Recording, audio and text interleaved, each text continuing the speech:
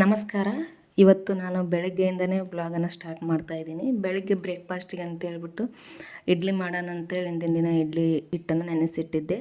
ಏನು ಸೋಡಾನ ಹಾಕಿದೆ, ಉಪ್ಪನ್ನು ಹಾಕಿದೆ, ಚೆನ್ನಾಗಿ ಉಬ್ಬಿ ಬಂದಿತ್ತು. ಇನ್ನು ನಾನು ಉಪ್ಪನ್ನು ಕೂಡ ಹಾಕಿರಲಿಲ್ಲ ಮತ್ತು ಸೋಡಾ ಪುಡಿನ ಹಾಕಿರಲಿಲ್ಲ. ಹಾಗೆ ಉಬ್ಬಿ ಬಂದಿದ್ದು ಅದು ಒಂದು ರೀತಿ ಅಷ್ಟು. ಯಾಕಂದರೆ ಒಂದೊಂದು ಸರಿ ಅಂದ್ಕೊಂಡಿರ್ತೀವಿ ಉಪ್ಪು ಸೋಡಾ ಪುಡಿ ಹಾಕದೆ ನಾವು ಬರುತ್ತೆ ಅಂತ ಇಟ್ಟಿರ್ತೀವಿ, ಅವತ್ತೊಂದು ದಿನ ಕೈ ಕೊಟ್ಬಿಟ್ಟಿರುತ್ತೆ ಹಿಟ್ಟು. ಚಳಿಗಾಲದಲ್ಲಿ ಹಿಟ್ಟು ಉಬ್ಬಿ ಬರೋದೇ ಇಲ್ಲ.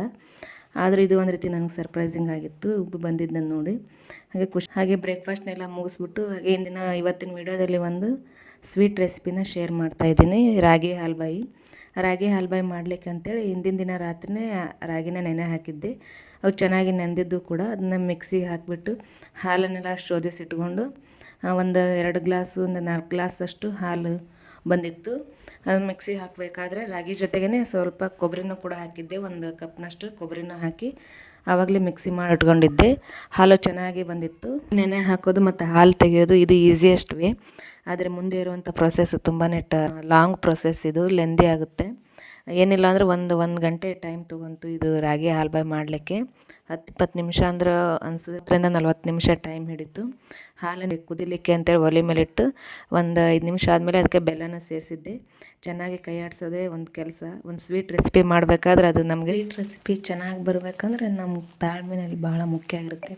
ಫುಲ್ ಪೇಷನ್ಸ್ಲಿಂದ ಕೆಲಸ ಮಾಡಿದ್ರೆ ಅದು ಒಂದು ಪರ್ಫೆಕ್ಟ್ ಆಗಿರುವಂಥ ಸ್ವೀಟ್ ರೆಸಿಪಿ ಆಗುತ್ತೆ. ಚೆನ್ನಾಗಿ ಕೈ ಆಡಿಸ್ತಾ ಮಧ್ಯದಲ್ಲಿ ಅದಕ್ಕೆ ತುಪ್ಪನ ಸೇರಿಸಿದೆ. ಒಂದು ಕನ್ಸಿಸ್ಟೆನ್ಸಿ ಬಂದಮೇಲೆ ಅನಂತರ ಮತ್ತೆ ಕೈ ಆಡಿಸಿ ಮತ್ತೊಂದು ಅರ್ಧ ಗಂಟೆ ಆದಮೇಲೆ ಮತ್ತೆ ತುಪ್ಪ ಸೇರಿಸಿ ಅದಕ್ಕೆ ಕನ್ಸಿಸ್ಟೆನ್ಸಿ ಏನಿಲ್ಲ ಅಂದರೆ ಒಂದು ಲೇಯರ್ ಫಾರ್ಮ್ ಆಗೋವರೆಗೂ ಕೈ ಆಡಿಸ್ತಾನೆ ಇರಬೇಕು. ಈ ರೀತಿಯಾದಂಥ ಒಂದು ಲೇಯರ್ ಬಂದಮೇಲೆ ಸ್ಟವ್ನ ಆಫ್ ಮಾಡಿ ಒಂದು ತಟ್ಟೆಗೆ ತುಪ್ಪನ ಸವರ್ಬಿಟ್ಟು ಚೆನ್ನಾಗಿ ನಂತರ ರೆಡಿ ಮಾಡಿಟ್ಕೊಂಡಂಥ ಹಾಲ್ಬಾಯಿ ಇದೆ ಮಿಶ್ರಣ ಇದಕ್ಕೆ ಹಾಕಿ ಅದು ಸೆಟ್ ಆಗಲಿಕ್ಕೆ ಬಿಡಬೇಕು ಒಂದು 20 ನಿಮಿಷ 30 ನಿಮಿಷ. ಆನಂತರ ಅದನ್ನ ಸ್ಲೈಸ್ ಶೇಪ್ ಬೇಕೋ ಆ ಶೇಪಲ್ಲಿ ಕಟ್ ಮಾಡಿಡಬೇಕು. ನಾನೇನಿಲ್ಲ ಅಂದರೆ ಒಂದು ಓವರ್ ನೈಟ್ ಬಿಟ್ಟುಬಿಟ್ಟಿದ್ದೆ, ರಾತ್ರಿ ಮಾಡಿದ್ದೆ. ಹಾಗಾಗಿ ಓವರ್ ನೈಟ್ ಬಿಟ್ಟು ಬೆಳಿಗ್ಗೆ ತೆಗೆದಾಗ ತುಂಬಾ ಚೆನ್ನಾಗಿ ಬಂದಿದ್ದು ಸ್ಲೈಸಸ್ಸು. ಅಂದ್ಕೊಂಡಿರಲಿಲ್ಲ ಎಷ್ಟು ಚೆನ್ನಾಗಿ ಬರುತ್ತೆ. ಇದು ಫಸ್ಟ್ ಟೈಮ್ ಟ್ರೈ ಮಾಡಿದ್ದೆ, ತುಂಬಾ ಚೆನ್ನಾಗಾಗಿತ್ತು. ಹಾಗೆ ಸ್ಲೈಸ್ ನೋಡೋದಕ್ಕೇ ಒಂದು ರೀತಿ ಕಣ್ಣಿಗೆ ಇಷ್ಟೊಂದು ಚೆನ್ನಾಗಿ ಬರುತ್ತೆ ಅಂತಲೇ ಅಂದ್ಕೊಂಡಿರಲಿಲ್ಲ. ಅಷ್ಟೊಂದು ಸಾಫ್ಟಾಗಿತ್ತು. ಹೇಗೆ ಕೇಕ್ ಫುಡ್ಡಿಂಗ್ ಮಾಡಿರ್ತೀವಿ ಅದೇ ರೀತಿ ಇದಕ್ಕೆ ರಾಗಿ ಫುಡ್ಡಿಂಗ್ ಅಂದರೆ ಏನು ತಪ್ಪು ಅನಿಸೋದಿಲ್ಲ, ಅಷ್ಟು ಚೆನ್ನಾಗಾಗಿತ್ತು. ಇದು ಹೊಸದಾಗಿ ನನ್ನ ಚಾನಲ್, ಪ್ಲೀಸ್ ಲೈಕ್ ಮಾಡಿರಿ, ಸಪೋರ್ಟ್ ಮಾಡಿ, ಸಬ್ಸ್ಕ್ರೈಬ್ ಮಾಡ್ಕೊಂಡು ಸಪೋರ್ಟ್ ಮಾಡಿ ಅಂಥೇಳಿ